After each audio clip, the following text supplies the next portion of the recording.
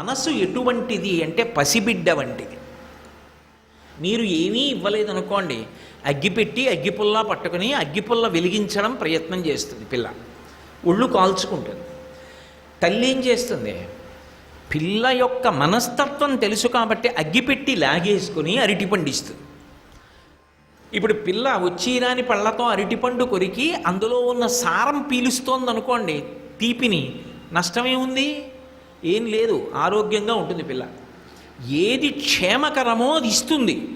అలా ప్రయత్నపూర్వకంగా నాకు భగవంతుని యందు, భగవంత్ సంబంధమైన విషయముల యందు, సమస్తాన్ని భగవంతుని మయంగా చూచుట యందు నాకు అనుగ్రహము ప్రసరింపబడుగాక, అది నాకు కల్పించు ఈశ్వర. అది లేని నాడు ఉత్తర జన్మలు పోతాయి, అక్కర్లేని చోటికి వెళ్ళిపోతాను, కోట్ల జన్మలు పోతాయి.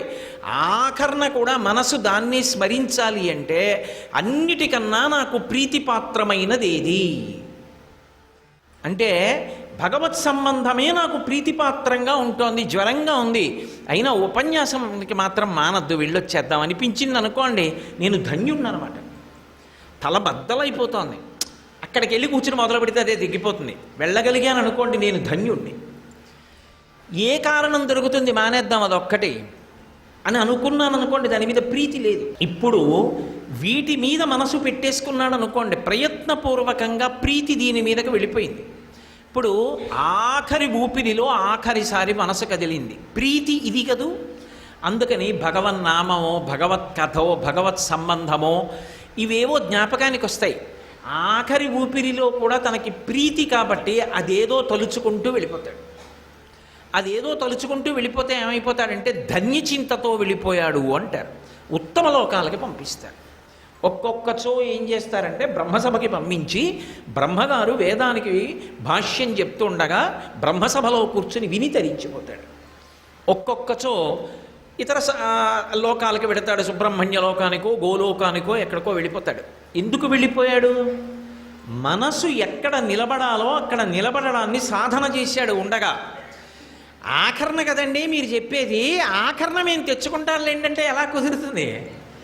ధృతి తప్పిన తరి, అసలు ఆలోచనలన్నీ పోయిన తరువాత ఆవేళ యమదూతల ఆగ్రహంబున వచ్చి ప్రాణముల్ పెకలించి పట్టునప్పుడు కపవాత పైత్యముల్ కప్పగా శ్రమచేత కంపముద్భవమంది కష్టపడుచు నారాయణాయంచు నా జిహ్వతో నిన్ను పిలుతునో శ్రమచేత పిలువలేనో నాటికిపుడి నీ నామస్మరణ చేతు చివిరిడవయ్య భూషణ వికాస శ్రీధర్మ పురనివాస దుష్ట సంహార నరసింహ దురిత దూర అంటాడు నరసింహ శతక కర్త. యమభటులు భయంకర రూపాలతో వచ్చి పాశాలేసి లాగేస్తుంటే, కపవాత పైత్యాలు కప్పేస్తుంటే అప్పుడు నారాయణ అనగలనా? ఇప్పుడు అనలేనివాడిని ఒంట్లో ఓపిక ఉండగా.